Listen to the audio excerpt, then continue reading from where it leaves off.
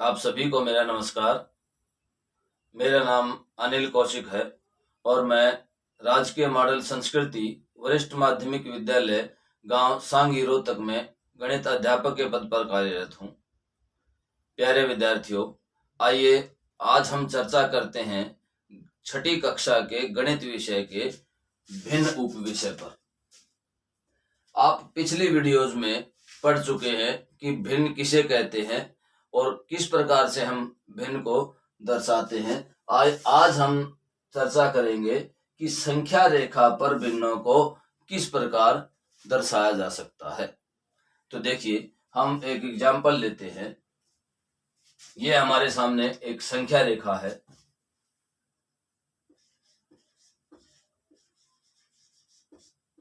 ये हमने संख्या रेखा फुटे की सहायता से संख्या रेखा खींची हुई है। इसके ऊपर हम भिन्नों को कैसे दर्शाएंगे, तो देखिए, हम एक उदाहरण लेते हैं।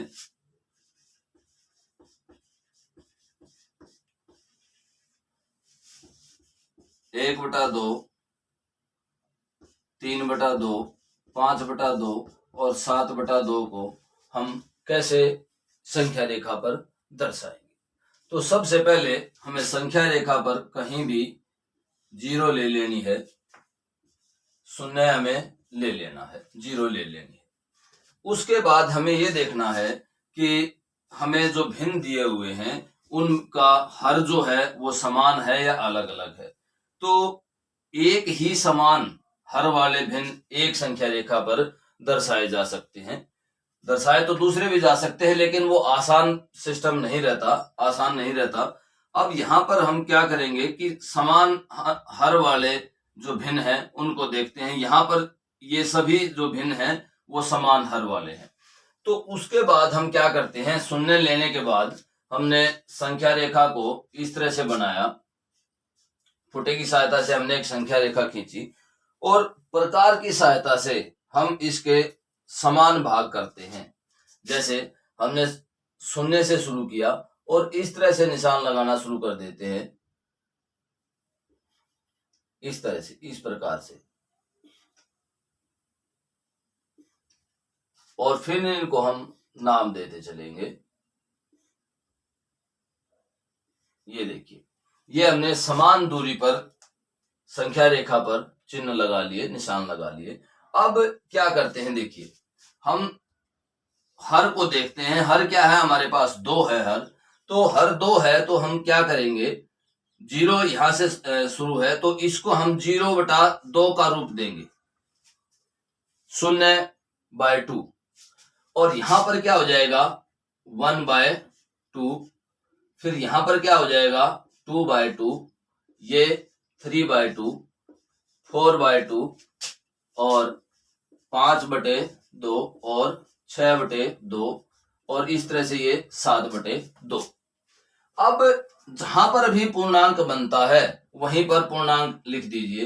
1/2 पूर्णांक नहीं बना, यहां पर पूर्णांक बन रहा है तो यहां पर क्या पूर्णांक बन रहा है, 1।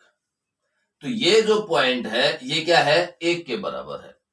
यहां पर भी यहां पर पूर्णांक बन रहा है, यहां पर क्या पूर्णांक बन रहा है, 2। तो इस तरह से, और यहां पर क्या पूर्णांक बन रहा है, 3। तो इस तरह से हम भिन्नों को संख्या रेखा पर निरूपित करेंगे। एक और उदाहरण ले लेते हैं।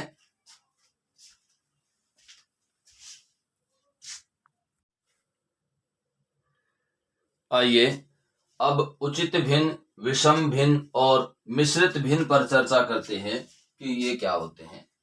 चलिए, इससे पहले एक बार भिन्न के बारे में जानकारी लेते हैं कि भिन्न क्या होता है। भिन्न में अंश बटे हर होता है, न्यूमरेटर डिनोमिनेटर। जो नीचे होता है उसको हर बोला जाता है और ऊपर वाले को अंश बोला जाता है। और दोनों क्या होने चाहिए, दोनों पूर्णांक होने चाहिए भिन्न के लिए। अब उचित भिन्न कब होगा, उचित भिन्न, ये इस तरह की जो भिन्न है वो उचित भिन्न कब होगी, जब इसमें अंश जो है वो छोटा होगा, किससे, हर से। कोई भी भिन्न उचित भिन्न कब होगी, जब अंश छोटा होगा, किससे, हर से। अंश जो है हर से छोटा होगा तब वो क्या बोली जाएगी, उचित भिन्न कही जाएगी। अब विषम भिन्न, पहले इस विषम भिन्न को अनुचित भिन्न का नाम दिया जाता था, अब विषम भिन्न कहते हैं। तो विषम भिन्न कब होगी? जब अंश जो है वो बड़ा होगा हर से, तो वो भिन्न कैसी होगी? विषम भिन्न होगी। और विषम भिन्न को ही मिश्रित भिन्न में बदला जा सकता है। मिश्रित भिन्न में देखिए, मैं यहां पर एक उदाहरण लेता हूं। उदाहरण के तौर पर हम मिश्रित भिन्न के लिए उदाहरण के तौर पर एक विषम भिन्न लेते हैं कि 10/4 हमने एक मिश्रित ये विषम भिन्न लिया है। जैसे यहां पर देखो, मैं इनका एक एक उदाहरण सबका लेता हूं। उचित भिन्न क्या होगा? 1/2 या 3/5। मीन्स हर छोटा नहीं, अंश छोटा और हर बड़ा। इसमें भी अंश छोटा और हर बड़ा। अब विषम भिन्न 3/2, अंश बड़ा हर से अंश क्या हो जाएगा? बड़ा हो जाएगा। 7/4, ये क्या है? ये विषम भिन्न के उदाहरण है। अब मिश्रित भिन्न पर आइए। हमने एक उदाहरण लिया था यहाँ पर 10/4। 10/4 को मिश्रित भिन्न में कैसे करेंगे कि जो अंश है उसको किससे भाग कर दिया जाता है? हर से भाग कर दिया जाता है। तो कितने पर गया? 2 पर गया, और यहाँ 8, और बचा क्या? शेषफल क्या बचा है? 2 बचा है। अब मिश्रित भिन्न में क्या किया जाता है? किस तरह से लिखा जाता है कि जो पूर्णांक आया हमारे पास उसको यहां पर लिखा जाएगा, और जो बाकी बचा, शेषफल जो बचा, उसको कहां लिखेंगे? ऊपर लिखेंगे। और जिससे भाग किया है, भाजक क्या है हमारे पास? 4 है। तो इस प्रकार हम मिश्रित भिन्न लिखेंगे। और मिश्रित भिन्न किसका ही लिखा जा सकता है? विषम भिन्न का ही लिखा जा सकता है। क्यों? क्योंकि जब हम भाग देते हैं तो पूर्ण संख्या जो हमारे पास आएगी वो क्या किस में आएगी? वो विषम भिन्न में ही आएगी, क्योंकि विषम भिन्न का अंश बड़ा होता है हर से। तो इस प्रकार हम उचित भिन्न, विषम भिन्न और मिश्रित भिन्न को अलग अलग समझ पाएंगे।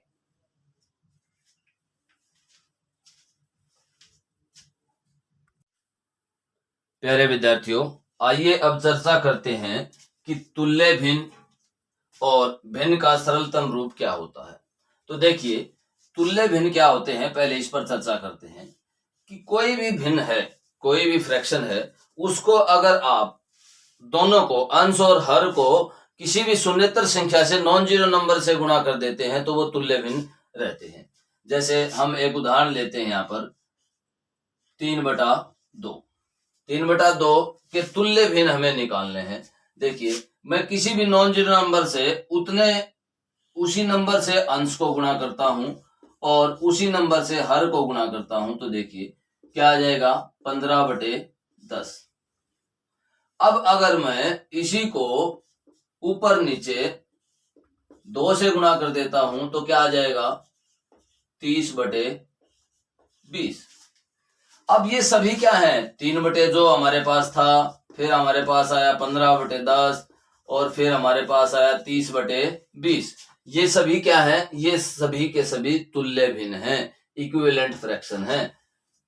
ये ध्यान देना कि फिर बता रहा हूं आपको, ध्यान से सुनो, कि कोई भी भिन्न है, अगर हम उसको, उसके अंश और हर दोनों को किसी शून्येतर संख्या से, नॉन जीरो नंबर से गुणा कर देते हैं तो क्या प्राप्त होते हैं? हमें उसके तुल्य भिन्न प्राप्त होते हैं। तो जिस प्रकार हमने यहाँ पर 5 से किया था, यहाँ पर कितने से किया था? 2 से किया था। तो इस प्रकार हम पाएंगे कि ये सभी के सभी क्या है? तुल्य भिन्न है।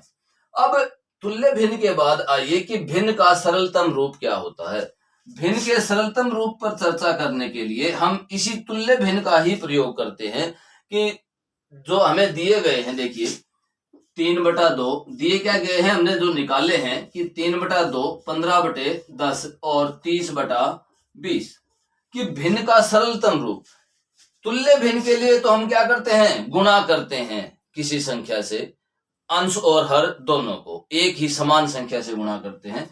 और भिन्न का सरलतम रूप निकालने के लिए हम उसी संख्या, अंश और हर को किसी संख्या से भाग करते हैं, वो एक ही संख्या से अंश को भी और हर को भी। तो यहां पर देखिए, आप सीधा सा जो छोटी कक्षाओं में पढ़ते आ रहे हैं कि ऊपर और नीचे समान संख्या से काट दीजिए। तो देखिए यहां पर हम 5 से अगर भाग करें तो क्या आ जाएगा 3, और यहां पर 5 से भाग करें तो कितना आएगा 2।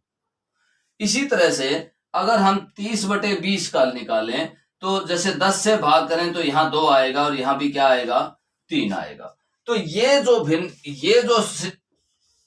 था 15/10, 15/10 को हमने किस रूप में लिख दिया 3/2 के रूप में।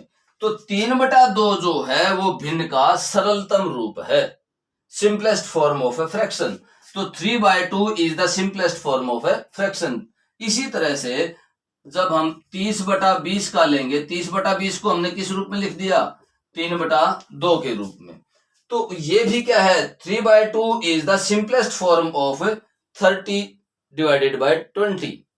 और एक उदाहरण ले लेते हैं कि 15/10, 15/10 तो हमने ले लिया। अब यहां पर ले लेते हैं 18/10 ले लेते हैं। अब 18/10 का सिंपलेस्ट फॉर्म क्या होगी, तो आप इसको 2 से विभाजित कीजिए अंश और हर दोनों को।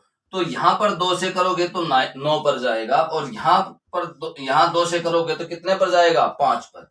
मतलब 18/2 और 10/2 इज इक्वल टू 9/5। और 9/5 जो है वो किसकी सिंपलेस्ट फॉर्म है 18/10 की।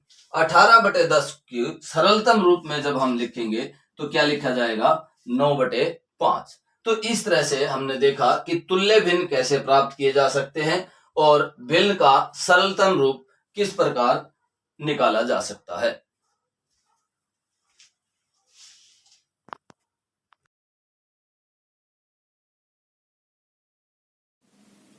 प्यारे विद्यार्थियों, आइए एक एक्टिविटी के माध्यम से समझते हैं कि भिन्न क्या होता है। आपके सामने स्क्रीन पर कुछ कागज की स्ट्रिप्स पड़ी हुई हैं, कुछ स्क्वायर टाइप में है और कुछ रेक्टेंगल टाइप की हैं। ये देखिए, ये एक स्क्वायर स्ट्रिप है और वर्गाकार है। इसमें जो छायांकित भाग है वो किस भिन्न को दर्शा रहा है। तो देखिए किस प्रकार हम बताएंगे कि इसमें कौन सा भिन्न बन रहा है। छायांकित भाग, इसमें कुल कितने, इस वर्ग में कुल कितने खाने हैं 1 2 3 4 5 6 7 8 9। तो जब हम किसी भी भिन्न के हर को लिखते हैं तो हम कुल संख्या को दर्शाते हैं। तो कुल संख्या 9 है। और छायांकित भाग कितने हैं 1। तो ये स्ट्रिप 1/9 भिन्न को दर्शा रही है। और 1/9 भिन्न कैसा भिन्न है 1/9? 1/9 अंश छोटा है हर से, तो कौन सा भिन्न है ये उचित भिन्न है। कौन सा भिन्न है? उचित भिन्न है। इसी प्रकार दूसरी स्ट्रिप लेते हैं हम, और दूसरी स्ट्रिप में आप स्वयं सोचिए, यहां पर आप वीडियो रोककर सोचिए कि दूसरी स्ट्रिप जो है वो किस भिन्न को दर्शा रही है। अब दूसरी स्ट्रिप में देखिए कुल कितने भाग हैं 1 2 3 4 और 4 3 इस तरफ हैं, तो कुल भाग हैं 12। और छायांकित भाग या कलर्ड कितने पोर्शन पर किया हुआ है 1 2 3 4, तो 4/12। अब 4/12 को हम अगर सिंपलेस्ट फॉर्म में सरलतम रूप में लिखें तो हम इसको ऊपर और नीचे 4 से भाग करेंगे तो ये आ जाएगा 1/3। और 1/3 जो है वो अपने सरलतम रूप में है। क्यों?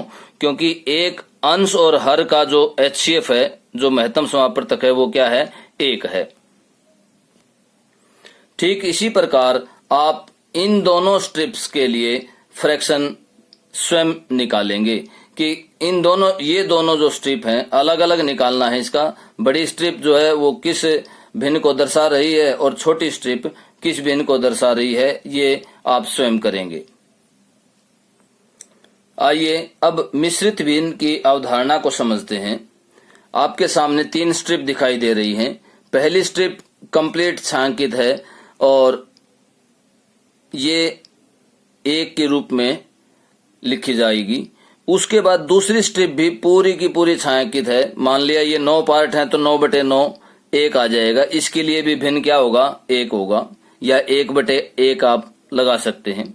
उसके बाद तीसरी जो स्ट्रिप है, ये देखिए तीनों का साइज सेम है।